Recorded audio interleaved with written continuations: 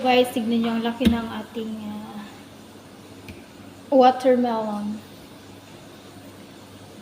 Diba? Kasing laki ng batutay. Ang bigat! So ngayon guys, hatiin ko siya.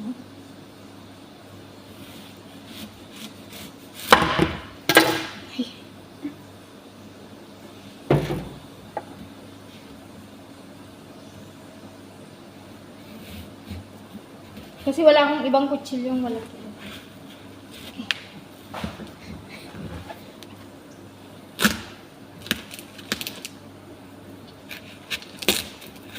Sobrang laki. Ay!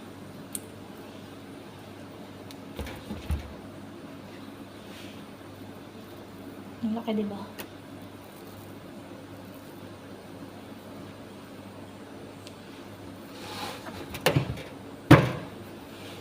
Sobrang bigat niya, hindi ko na mabuhat.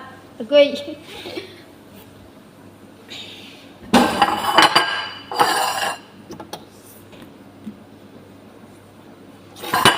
So, ayan guys.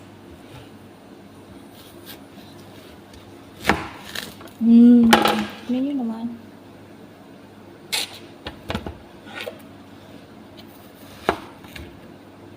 Ang sarap.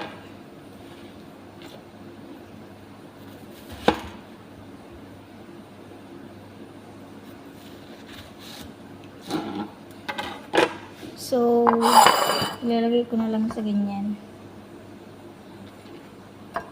Hindi ko na siya tatanggalan ng skin. Gawain ng tamad. Hindi kasi gusto nila guys, pag nagiwa ka ng ganito, ay nilang tinatanggal ko yung skin. Para mas masarap daw.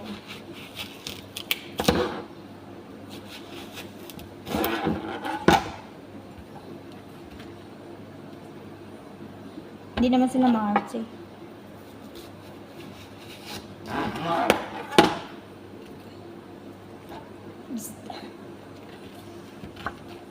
Ayan na guys. Tapos ito naman. Siyempre sa amin ito.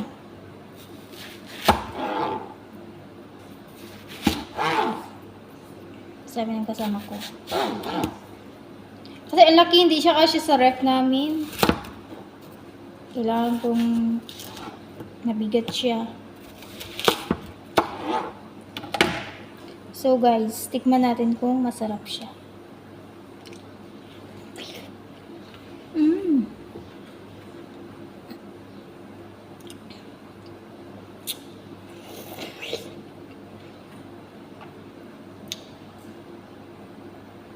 Siyempre, kung sino yung na mag-iwa, siya ang unang makakatingin.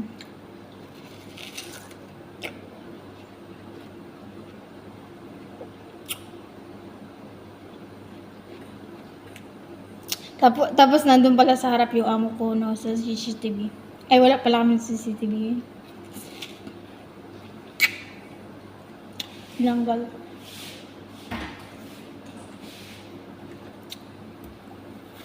Cherries.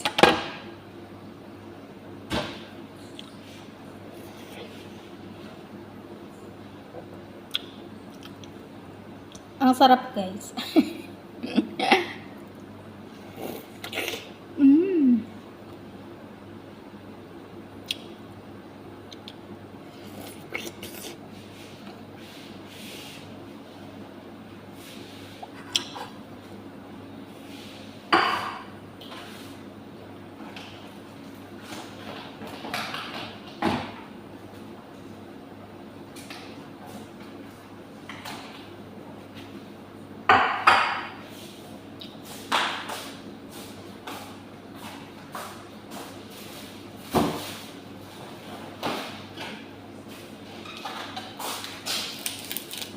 At ito naman guys, yung melon.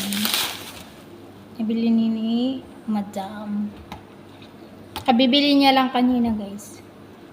Siguro mura yung watermelon.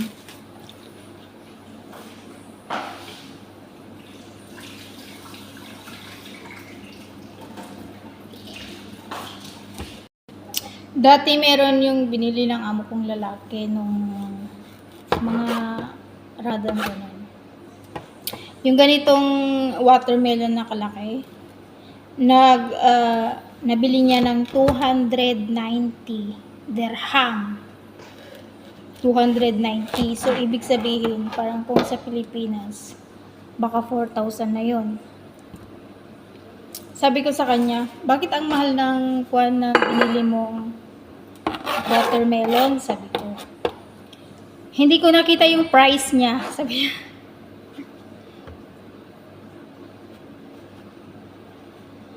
So, na-scam siya dun, guys. So, ito naman siya, guys. Tanggalin ko siya ng skin.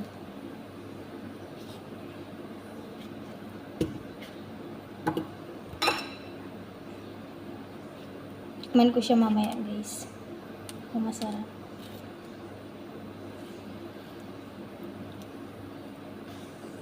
Kung masarap pa siya or ano.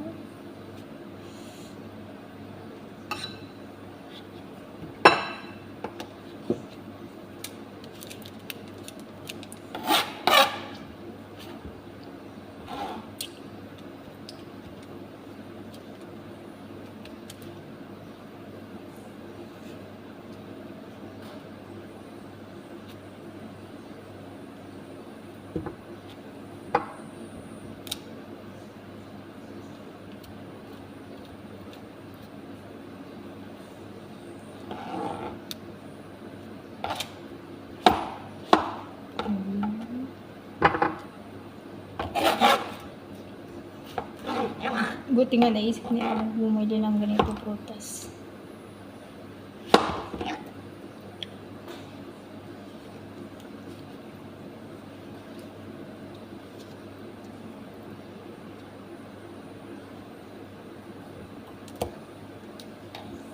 Malalaki yung iwa ko ata.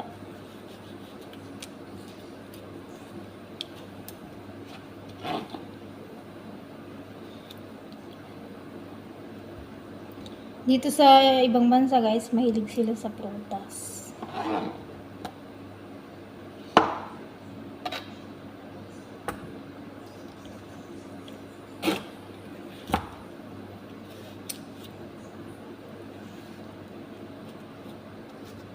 Sabi ko, titikman ko, baka maubos na.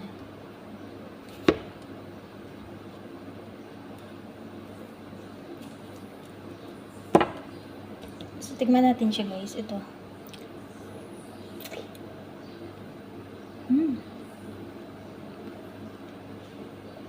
Matamis.